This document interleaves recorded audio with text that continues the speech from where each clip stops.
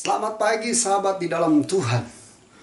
Penulis kitab Amsal 23 ayat 17 berkata, janganlah hatimu iri kepada orang-orang yang berdosa, tetapi takutlah akan Tuhan senantiasa. Iri hati ini adalah satu dosa yang besar dalam kehidupan kita.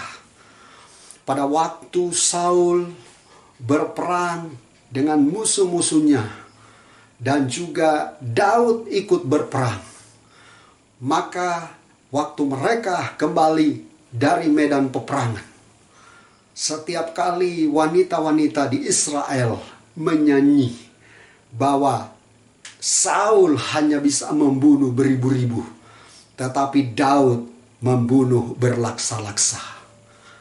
Nah, dengan nyanyian ini, maka timbullah iri hati dalam hatinya Saul. Sehingga Saul berusaha ingin membunuh Daud, ingin menyingkirkan Daud.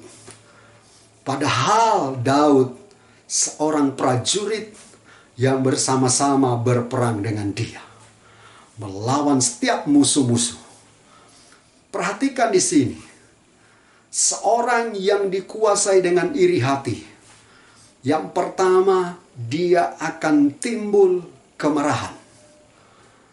Ingat, kalau kita mulai muncul yang namanya iri hati, yang pertama dosa yang akan timbul adalah kemarahan.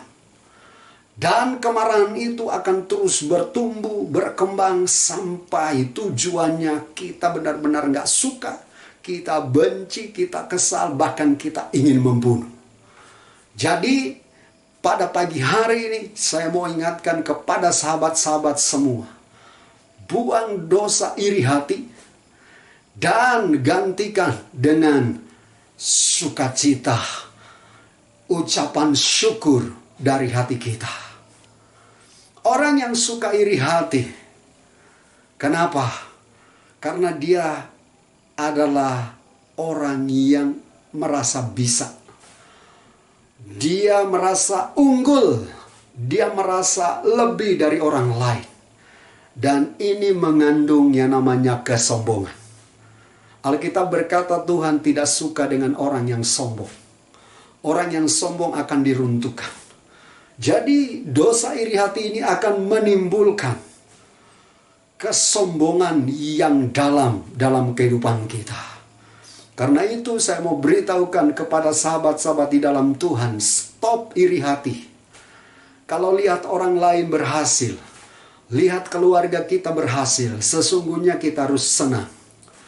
Saya melihat tetangga-tetangga saya berhasil, ada yang membeli kendaraan, ada yang berhasil banyak hal. Saya belajar bersyukur. Dan waktu kita melakukan itu, Tuhan juga pasti memberkati kehidupan kita. Waktu kita tinggal di dalam iri hati, Tuhan tidak akan pernah berkati kita. Kenapa? Yesaya 59 ayat 1 dan 2. Kalau kita ini hatinya, hidupnya penuh dengan dosa, Tuhan tidak akan dengar doa-doa kita. Berubah.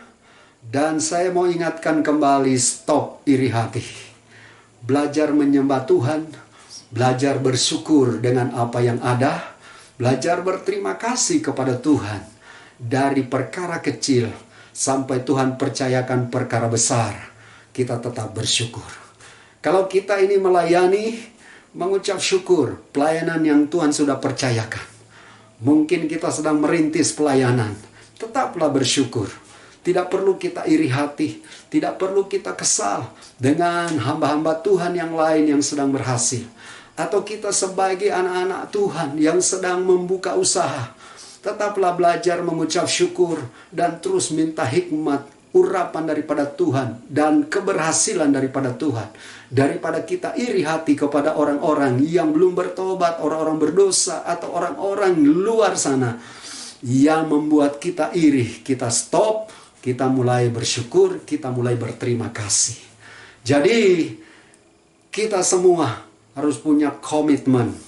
Stop iri hati. Stop iri kepada semua orang. tapi mulai senangkan hati Tuhan dengan mengucap syukur, dengan berterima kasih, dan bersyukur dengan apa yang ada. Hamba-Mu berdoa untuk semua anak-anak-Mu yang mendengar firman Tuhan ini, supaya kami semua tidak iri hati kepada orang berdosa, bahkan juga kepada siapapun. Tapi kami mulai belajar bersyukur, berterima kasih karena kebaikan Tuhan, karena mujizat dan berkat-berkat Allah. Urapi kami semua untuk tetap tinggal di dalam sukacita Tuhan dan juga berkat-berkat Tuhan. Dalam nama Tuhan Yesus. Haleluya. Amin.